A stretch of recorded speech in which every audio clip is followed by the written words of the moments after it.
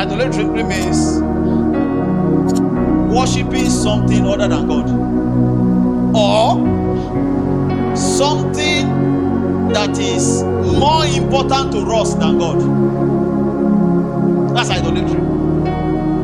You see, idolatry simply means there is something that is first in your life. Anything that is first in a man's life, he will worship it. Say, what are you worshiping? We don't need to ask. Let's just ask, what is first in your life? If you find what is first in your life, you have found what you are worshiping. If it's God, you are worshiping God.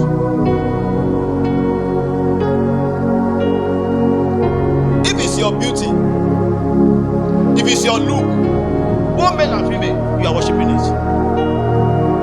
If it's your certificate, you are worshiping it. You are in idolatry. We used to think that people who go bow down in altars, bow down in the stream, do all kinds of those ones are practicing. No. You don't need to go there to be practicing idolatry. The first commandment, I believe, he said, thou shalt have no other God. One of the commandments, thou shalt have no other God before me. And I dare to tell you, the reason why most people suffer, even why they have been, they have received Christ, is because of idolatry. Idolatry is the most grievous. Check what 1 John, was this 1 John 5 now? Verse 1, or the last verse says. He said, little children, keep yourself from idol. Every time the nation of Israel went into idolatry, they lost their battles. Without fail, there was no time they entered into idolatry and went to battle and conquered. They lost. That's a type.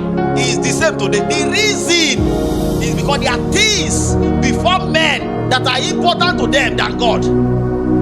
So you empower the enemy. You know what it means for God to be first in your life is that you are like a sacrifice. You can't offer, because spirits are jealous. You can't offer something on an altar and somebody else comes to take it that is taking it somewhere. Spirits are very jealous. So when you make God first, it's a testament of the fact that you have offered yourself to Him. The devil can't be playing around you. The reason why the devil seems so powerful is because people have not made God number one in their life. If you do not make God number one in your life, then you are not a sacrifice. The Bible says we should offer ourselves what? Living sacrifice. That's the strange thing there. We have to be alive dead at the same time. Because a sacrifice ought to be dead. But this time we are alive and we are dead. When the devil comes and sees that you have been offered to a deity, he leaves you alone. In short, he can't come. Because in the realm of the spirit, truth is not hidden. Light is not hidden. We can be saying all we like, but in that realm, light is not hidden. When it comes, it means that you have been offered to another spirit. In this case, a superior spirit. He leaves you alone.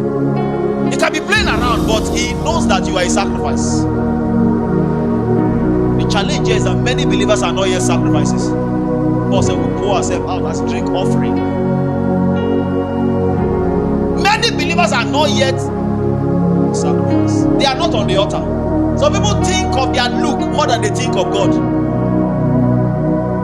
It means that you need some scars around so that you can, because that's the treatment. Because if you have them, you will calm down with your look. Sometimes that's why God permits it. Because He's jealous. He wants to be first.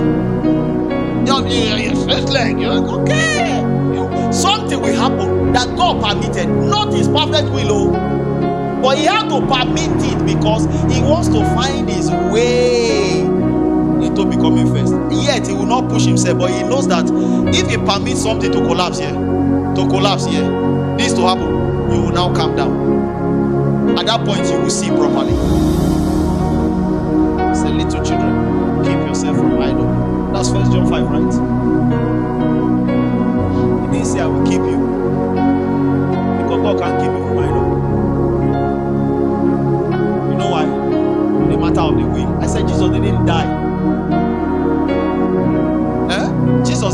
Why? So that we lose our will. A reason why we have a will is the more reason why the decisions that we make for God is of high value. Because God gave us a will so that we can use our will to fulfill His will. Jesus didn't go to the cross so that our will can be crucified. No.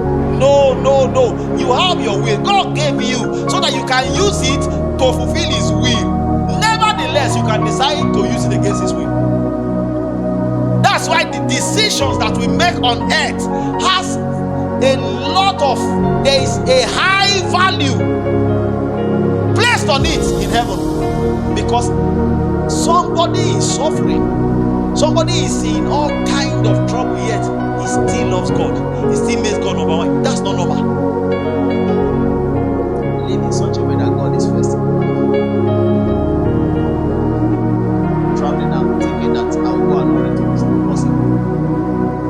You are a sacrifice. You are the altar of God. You don't have any role to play in keeping yourself.